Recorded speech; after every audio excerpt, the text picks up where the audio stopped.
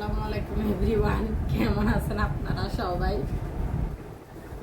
দেখেন, হ্যাঁ, আমার আর কাজ কি? কাজ হয়েছে যে কি বাচ্চাদের সেবা করা, ওদের জন্য নানান রকমের আবদার পুরা করা। তো আজকে আমার বাচ্চারা মোবাইলে দেখছে তাল বের হয়েছে, দেখে তালের নাস্তা দেখছে, বাজারেও দেখছে, দেখে বলতেছে তাল নিয়ে আসার জন্য। তো আমি তাল নিয়ে আসছি।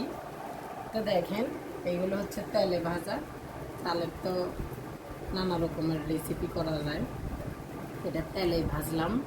আর এটা হচ্ছে যে কি ভাপের মধ্যে কেক বানানো, এইটাকে ভাপের মধ্যে বানাই। এখন এটাকে পিস পিস করে কেটে নিচ্ছি, কারণ এত বড় কেক তো আর বাচ্চারা খেতে পারবে না।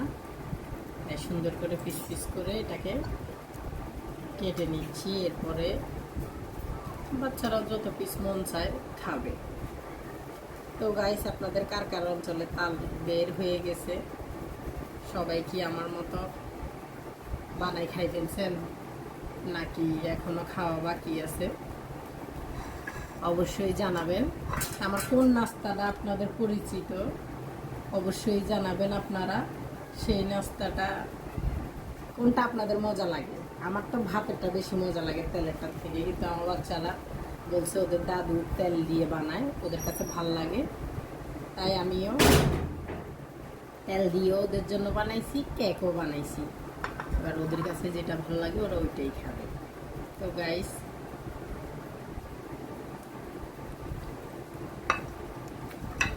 আমার কাছে ভালোই লাগতেছে। মিষ্টি একটু বেশি হয়েছে, কারণ বাচ্চারা মিষ্টি না হলে পছন্দ করবে না, তাই মিষ্টি বেশি দিলাম।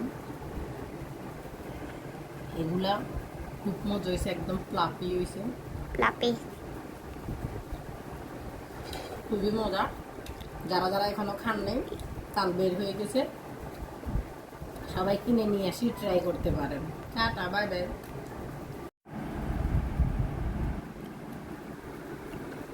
তো তুমি খাই দেখো কেমন হয়েছে। অনেক মজা হয়েছে, এটা ইয়ামি ইয়ামি। আচ্ছা, এটা খাই দেখছো, এবার এইখান থেকে একটা খাই দেখো কেমন হয়েছে। কোনটা বেশি মজা হয়েছে? দোনোটাই মজা হয়েছে, কিন্তু দোনোটা তো মজা হয়েছে ঠিক আছে, কিন্তু কোনটা বেশি মজা হয়েছে? এটা কেকটা আর তেলেরটা?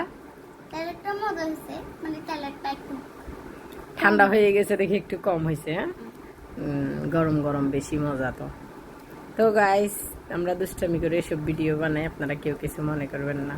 Tata, bye bye.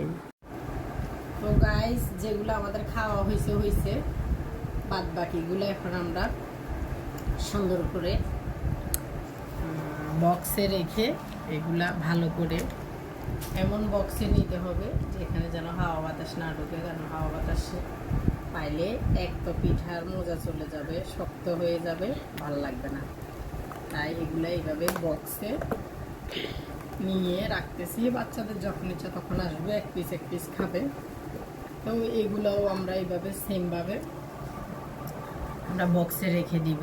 বাচ্চারা যা খাওয়ার খাইছে, অনেক খাইছে বাচ্চারা, মাশাআল্লাহ খুব পছন্দ করছে।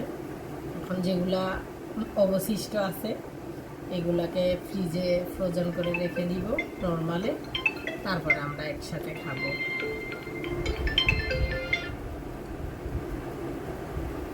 তো গাইস, সবাই আমাদের জন্য দোয়া করবেন। আমাদের ভিডিওগুলো বিরক্তিকর কিনা জানি না, তবুও মন চায়, যেহেতু সোশ্যাল মিডিয়ায় আছি, আপনাদের সাথে শেয়ার করতে মন চায়, তাই আপনাদের সাথে শেয়ার করতে।